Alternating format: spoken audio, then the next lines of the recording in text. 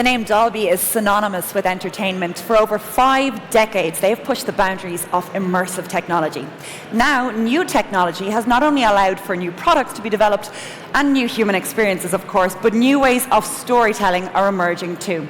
We're delighted to have Dolby's Chief Scientist with us next to talk about how technical advances are transforming entertainment. Please welcome to the stage, Poppy Crum.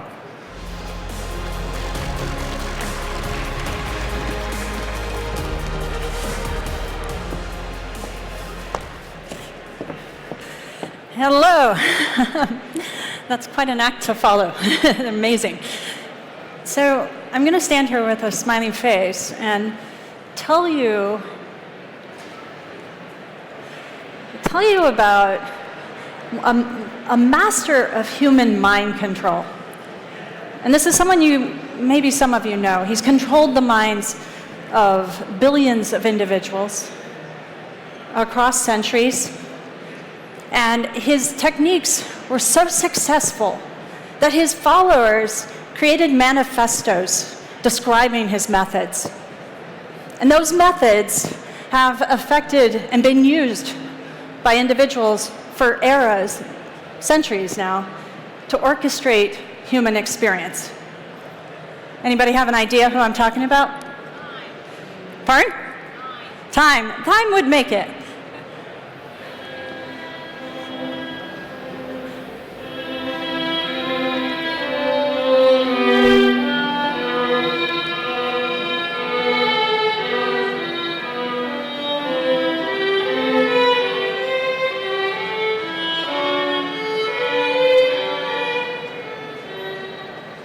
So I'm not talking about emotion, and Bach definitely understood how to have us experience emotions. But Bach was a master of understanding human experience and human perception. In particular, polyphony, and how our brain, unlike vision, where our brain is getting a representation of space that is any particular position in our environment is represented throughout our brain. With sound, it's different. You've got all these different sound waves that are intermixing, and your brain has to unpack them and then reassign them to create the experiences that we ultimately have. And that piece you just heard is one violin. And yet we hear multiple voicings. It's polyphony, right? So Bach controlled our mind. How he did it became the rules of counterpoint. That's the manifesto. And those rules of counterpoint, composers for centuries now have used basically to say, okay, they're like a recipe book, because there are so many different ways our brain can organize and unpack those frequencies and sounds to create different voicings. If I'm a composer, if I follow these rules, you as a human, you will experience sound in this way. But Bach wasn't unique in this. Great artists understand the brain and human experience and know how to use their tools to engage human perception in ways that neuroscientists and scientists spend centuries trying to understand. Similarly, the Angolese storytellers and musicians passed down stories and experiences that existed only in the delicate interplay of human perception. So I'll give you an example. You're going to hear two players. What each player is actually playing, I'll play for you first, and you'll notice it's an isochronous rhythm. It's like bum, bum, bum, bum, bum, bum, bum. And then we're going to put the two players together, and something very different, very magical comes out of that.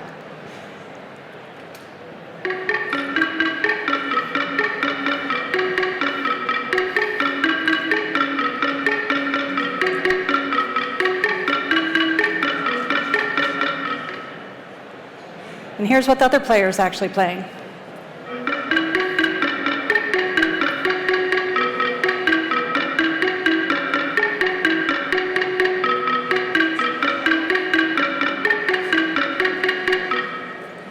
It's pretty straight. But what happens when we put them together?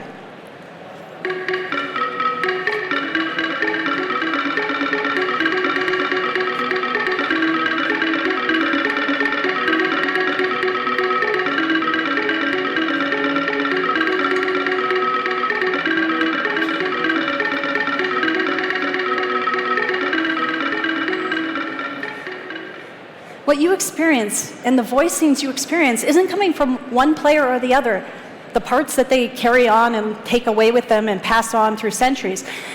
What you're hearing is your brain reorganizing that information into two different voicings that's based on how close the frequencies happen to be together, the sounds happen to be on some dimension. Our brain's constantly reorganizing those things, but artists and storytellers, in this case, they have this amazing understanding of the brain that gets passed on. And we spend so much time trying to describe that and trying to capture that.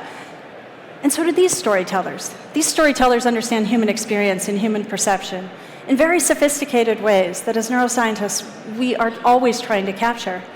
Now, Leo Tolstoy wrote an essay called What is Art? And in this essay, it's kind of funny because I get in a lot of arguments with different artists, but Tolstoy defined art specifically as it exists when the intent of the creator is experienced by the individual on the other end, right?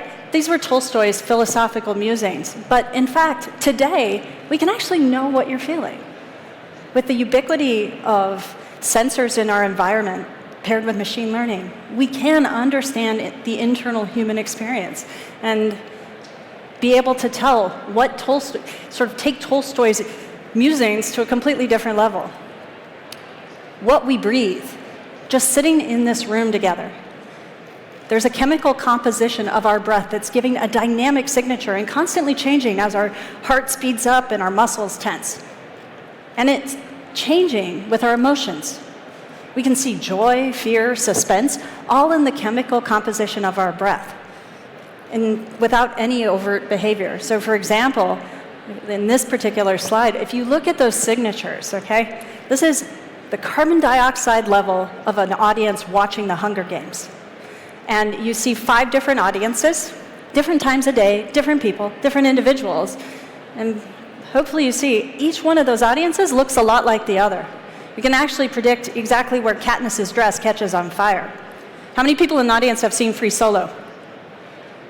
Right, yeah. You know that as an audience, as the filmmakers, what they're trying to do is you feel something very intense during that film. So I wasn't actually able to be present when my team was doing this, but they were working with the filmmakers came in, and we captured the carbon dioxide levels of the audience watching Free Solo. I took a look at them, and it's pretty powerful. You can see every place where there's a climb, where Alex Honnold abandons his climbs. You can actually see the love story in the exhalant of our breath. The audience is broadcasting the signatures of what they're feeling, and we're doing that together. The chemical composition of our breath is constantly changing, but that's just one part of the story. So I'm actually, my background, I've been a technologist for about 9 years. I've been in the technology space for about 10 years now, 9 to 10 years. And before then, I was a computational neuroscientist. But the thing that we always thought we care about as neuroscientists is how do we take the physical world and understand the transformations that go through our bodies ultimately to create the perceptual realities that we each have that are so unique. And understanding how information gets modified, what information gets passed on, the information that gets lost, the kind of errors that happen in our system, that's the whole field of systems neuroscience that we care about. But it's really no different than what we do today. Because what I care about today is building tools that let creators create experiences that influence our emotions, touch our bodies, and get translated to something that is what they intended so they can tell their stories. And how do we most effectively translate that to know that what they've intended, what they've created, these rich emotional memories, are taking us to the next level and capturing it the way that they wanted to see.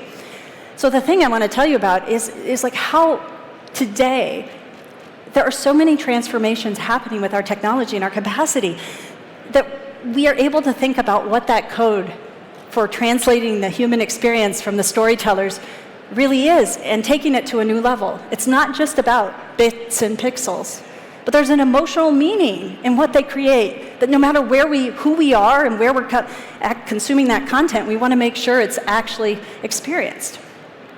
Because each of us is very different and has a very different experience of the world. So for example, I think most of you look at this image from NASA and might think about words like Earth, home. Some people say fragility, which I think is an important one to remember, climate change, beauty. So I'm in a planetarium about years ago with my 2-year-old daughter at the time, and we're watching Journey to the Sun. And as typically happens when you're watching a show in a planetarium, you start in a busy city street like New York, and you zoom out on your way to the sun. And you see pass an image that looks a lot like this. Everything's quiet, everybody's quiet, and my daughter, as loud as she possibly could, yells, "Minions." Okay. But makes sense, I guess, maybe not. Okay, but it does. Because I realized her experientially established prior of that image was coming from this one. As far as she's concerned, her physical experience of that piece of information is vastly different than ours, but it's based on her experientially established priors of the world and her underlying biology, and she sees the image of the Earth and thinks of little yellow creatures, which is a great place to be with tolerance. But everything we experience, the statistical nature of our environments and dynamics of what we engage in the world affects how we each experience different information, the same information very differently. And what's becoming more important is that we have to be able to control and predict how we're experiencing that information, because a one-size-fits-all future is not good enough. It shouldn't be. We can know how people are experiencing things, and we can use that to assure that we're engaging the Creator's intent and we're enabling capacity of human experience. So there are 3 things that I focus on and want to take you through how we can look at that today that's different. One is control. And when I say control, I'm not talking about bad control. I'm talking about control of just knowing how we are experiencing, how human perception works, and that the physical world isn't the one we care about. It's the one that goes through our bodies and all the different malleable transformations that happen that we need to be able to model. The other is insight. How do we know how someone is experiencing that information, and what can we do to enhance it? And then how does that affect new tools for creation? So for control, let me give an example. I want you all to stare at the sunlight in the corner. Okay? If you're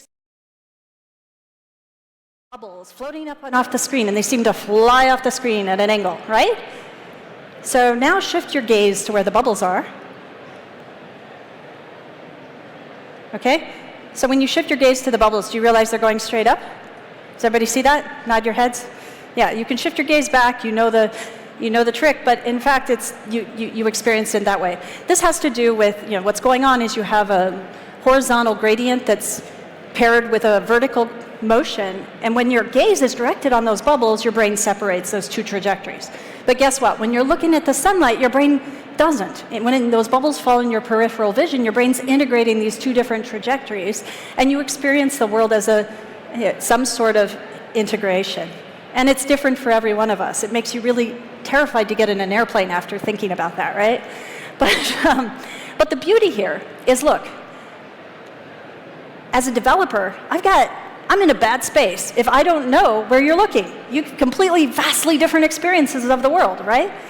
But one simple thing that's transformed in the last 15 years is the cost of a pupil tracker, something knowing where my eye is directed. Just knowing that one piece of information that used to cost $30,000 in a lab 15 years ago and now costs dollars in every pair of smart glasses or every device we might be looking at is incredibly impactful to how we can think about understanding the perceptual experience. But we also have to gain insight. We have to know what you're experiencing to augment that information. Now, as humans, we're always a little touchy. We like the idea that technology knows what I'm experiencing on the inside and my internal state, my stressors, my feelings, my emotions. It makes us uncomfortable. But in fact, we already do share those things. We haven't changed as humans. The ubiquity of information in our environment and sensors paired with machine learning has changed. Now, for some creatures, this kind of exposure is just the norm. And in fact, they do this all the time. They show their biological interaction with the external world. And I personally think it's really amazing and quite beautiful. So bear with me. I'm a violinist, not a singer, but this is a spider in my garden, and I'm going to show you what I mean.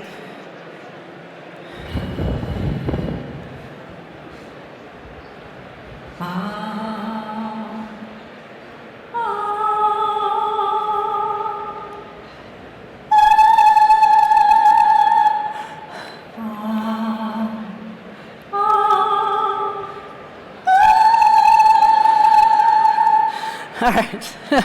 So I will actually tell you that my daughter now classifies spiders as the kind we don't touch and the kind mommy sings to.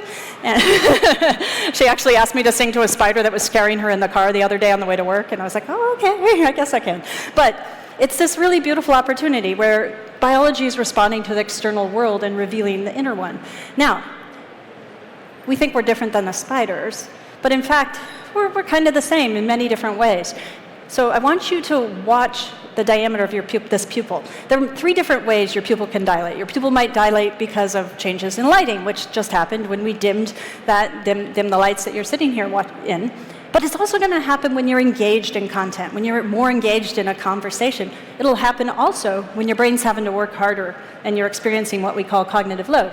Now, it's your autonomic nervous system, so this is something we can't really turn off, but it's really quite beautiful. So watch the diameter of the pupil and try to understand the 2 talkers. Intelligent technology depends on personal data. Intelligent technology depends on personal data.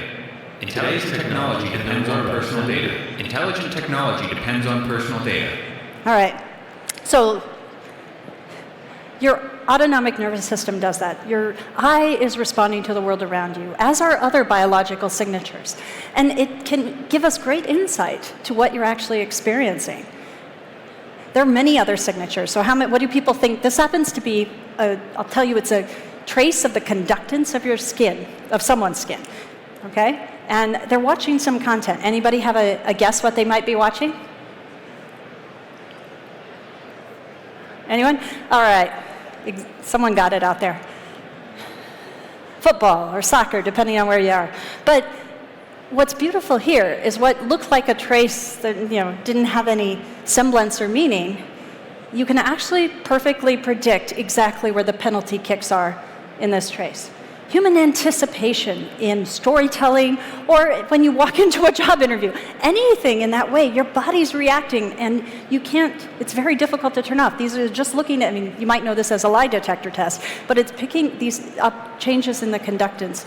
And we want to have those feelings when we're engaged in experiencing our content. In fact, we can also look at the thermal dynamics of your body. Your bodies radiate your stories of how you're experiencing information. We can see engagement, we can see stress and cognitive load. In fact, when we were developing what we call Dolby Vision, which is one of our new tools that's been around now it's been out for about 4 years, we were working with technologies that let us get up to 20,000 candelas per square meter. So just to give you some idea, your typical display you would have bought 5 years ago was 300 candelas per square meter. The natural moon is about 1 to 2,000. Sunlight on black pavement around 15,000 candelas per square meter. So there's this huge gap in what technology was providing and what the human physiological system is expecting. And so we were watching, I was actually watching some fire content on this research device that we had. And it was really amazing, because this man whipped out a flame, and there was this, well, it didn't come out of the TV, it wasn't 3D, but there was this big specular highlight on the middle of the screen, and I felt my body react. And so my instinct was, okay, what's going on here? Is the display changing in heat, giving off temperature? It's changing its temperature? In fact, it wasn't. What was happening was we could use thermal scanners and capture that, the display was perfectly constant, but people were giving off heat. Their body was reacting to the content as if it were real.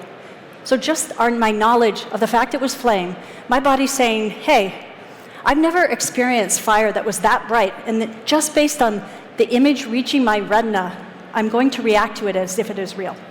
So when we think about storytelling and tools that we give our creators, number one is we want to engage as richly as possible the authentic human experience. Now, this is one of my favorite, to me it's one of the most powerful things that I've seen in a long time. Well, monkeys are really cute. I've spent a lot of years working with a lot of different species, but many of the ways we're understanding experience is, alone, and it's about, what does my body do? But we're social creatures, and some of the most powerful experiences we have are when we're together and how we interact together. So One of the species that I've worked with a lot in the past was a common marmoset. The marmoset is this really amazing, beautiful creature who's extremely social, and how social they are is a critical part of the success